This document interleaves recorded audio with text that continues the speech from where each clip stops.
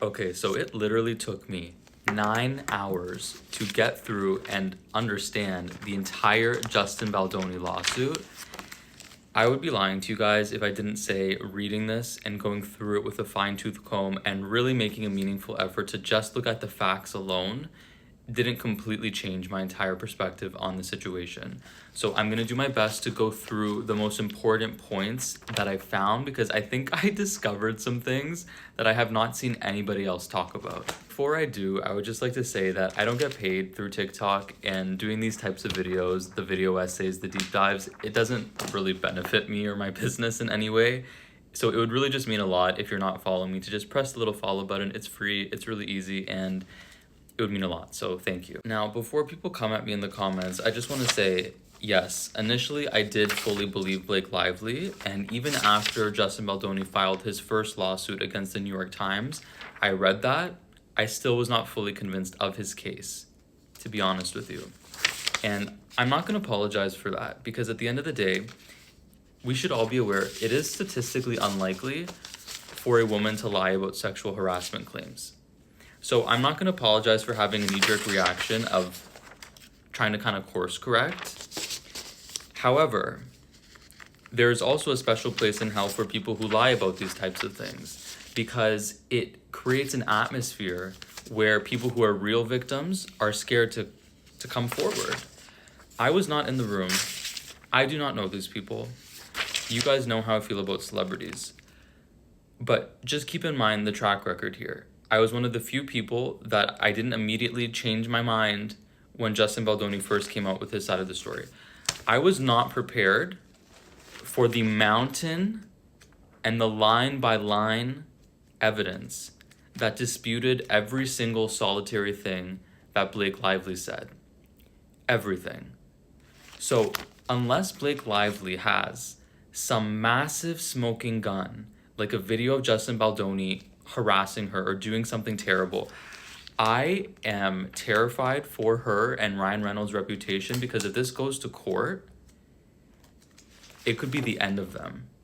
The end of them forever because they seem like terrible, terrible people. So after reading the first two lawsuits and going through them line by line, there was still one question for me that wasn't adding up, which is how did this seemingly normal friendship and working relationship between Justin and Blake turn sour so dramatically and escalate to the point of such intense hatred between the two? And after reading this lawsuit, I think we found that answer. I truly, wholeheartedly believe that the only explanation to this is that there was some type of underlying flirtation happening between the two. I believe that someone developed feelings for the other. Ryan Reynolds sensed this, discovered this in some way, because this is the only explanation for me as to why he would be so bent on absolutely destroying this individual's life. I'd like to remind you guys that both Blake Lively and Ryan Reynolds met each other being co-stars and fell in love being co-stars. This is something that happens very often because you're in close quarters with someone, all the actors are good looking, you're simulating sex and kissing with somebody, feelings can occur. This is also how Blake Lively and Ryan Reynolds met when they were both with other partners. I believe that both Blake Lively and Ryan Reynolds cheated on their respective partners when they got together on Green Lantern, allegedly. So when we look at their messages, I think it makes a lot of sense because I don't know about you guys, but I don't think this is appropriate the way that these co-stars were speaking to each other. So let's look at this. On both their parts. At one point, Justin Baldoni messages Blake Lively in the evening and says, "I like sentimental Blake." She says, "Never met her." He says, "I also like asshole Blake, don't worry. Good night." She says, "I've met her, so have my suppositories."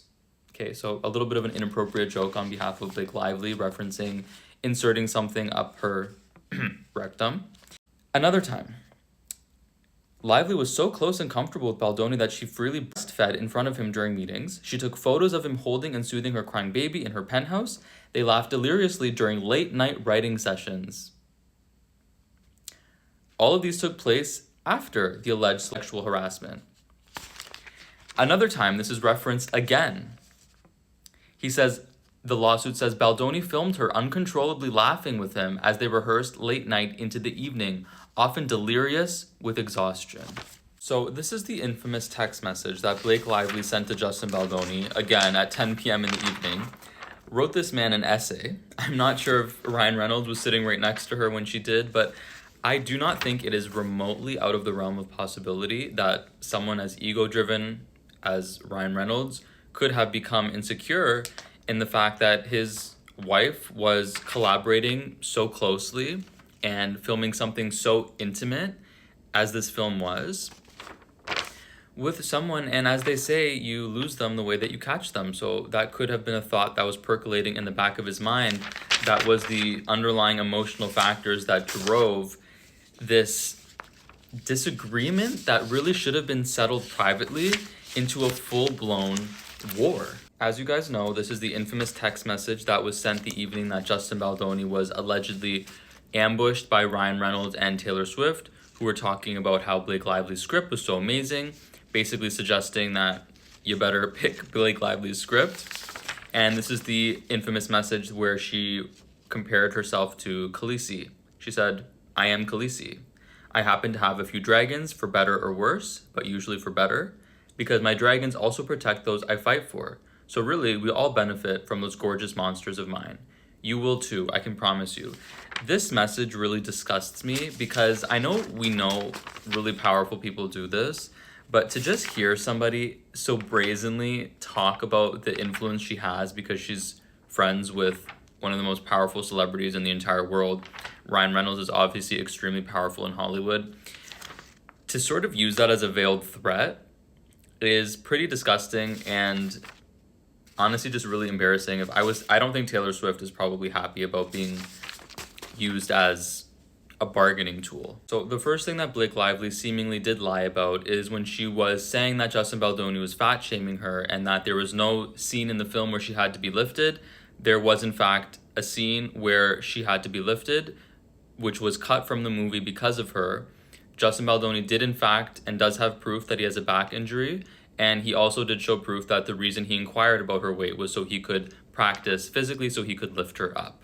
So he wasn't really fat shaming her. Not only was he not fat shaming her, he was actually doing the opposite, and we have messages to prove that he was actually supporting her and the insecurities that she was feeling. He said, "I want you to look amazing. Anything you're insecure about, we'll walk through and get creative together and make you comfortable. I don't want you to stress about your body. It's the last thing you need." So there you go. So Blake Lively responds to this message and says, "As woke as we both are and work to be," first of all, who calls themselves woke? The millennial really jumped out there for a second. "This movie requires a certain aesthetic." So if you're confused about what she's saying there, she's basically saying, it's not politically correct to say, but I gotta get skinny for this role, and I'm gonna do everything I can to accomplish that. She then says this is necessary to make the film a commercial success, using the word commercial several times, to me showing that it being a financial success was maybe her top priority. And at the bottom of this message, she says, "We are gonna kill it and be so fit they have to Lola us to look less bangin'." Lola, in other words, means visual effects. So she's basically saying, don't worry, Justin, me and you got this. We're going to become so fit that they're going to have to visually edit us to make us look uglier. The other misleading part about Blake Lively's lawsuit is that she said there was no intimacy coordinator. There was 100% an intimacy coordinator on set for all scenes where it was required. Another specific part about Blake Lively's lawsuit that seems to have been very grossly misrepresented by her was she alleged that Justin Baldoni basically broke character, smelt her, was being very creepy, said that she smelt good, not as part of the film, but as himself, and it made her very uncomfortable. But apparently, Blake Lively had apologized because her spray tan smelled bad, and Justin Baldoni said, "Don't worry, it smells good," and they continued acting. This was allegedly caught on film. So this is one of these examples where if it goes to court and they have the full footage of her saying this, and she was trying to make him look like a creep, and it was just this very innocuous interaction that's not going to make her look good. Another similar thing happened later was when she alleged that he was commenting on her physical appearance. They apparently have video and audio footage of Lively making fun of his nose and saying that he needed a nose job. And we're not even halfway done, so go to part 2.